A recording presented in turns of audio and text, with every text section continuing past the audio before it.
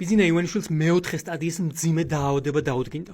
ამ დაავადებას ჰუბრისის სინდრომი ეწოდება და ის ბრიტანელებმა ნევროლოგმა დევიდ ოუენსმა და ფსიქიატრმა ჯონათან დევიდსონმა აღმოაჩინეს მას შემდეგ, რაც მათ შეისწავლეს და გაანალიზეს მსოფლიოს ლიდერთა ქცევა გასული 100 წლის განმავლობაში.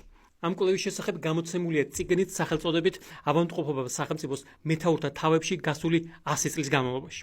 ჰუბრისის სინდრომის ძირითადი სიმპტომებია: გადაჭარბებული თვითდაჯერება, კრიტიკის მიუღებლობა, მესიანიზმი, ანუ რწმენა იმისა, რომ მხოლოდ მათ შეუძლიათ ქვეყნის გადარჩენა და ეს მათი ტვირთი და ვალდებულებაა. შეცდომების არაღიარება, რეალობის აღქმის დაკარგვა და ძალაუფლების ბოროტად გამოყენება. როდესაც ამ დაავადების შესახებ წავიკითხე, მაშინ გამიჩნდა ეჭვი, რომ ბიძინა ივანიშვილი უკვე დაავადებული იყო ამ მძიმე სენით, თუმცა ბუნებრივია, ჩემი თავისთვის არ მიმეცია უფლება, რომ მე დამედგინა მისთვის ეს დიაგნოზი.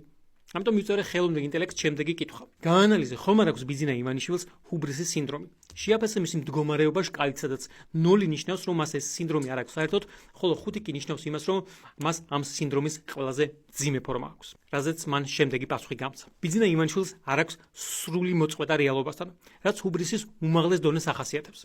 თუმცა ძალაუფლების გამოყენების, თვითშეფასების, კრიტიკის უგულებელყოფისა და ინსტიტუტების დელეგიტიმაციის ნიშნები საკმაოდ მტკიცედ ჩნდება. ეს მას სანდო კანდიდატად ხდის ჰუბრისის სინდრომის მქონე პიროვნებათათვის, ხოლო 0-დან 5 კალამდე მას მეოთხე სტადიის სინდრომი დაუდგინა.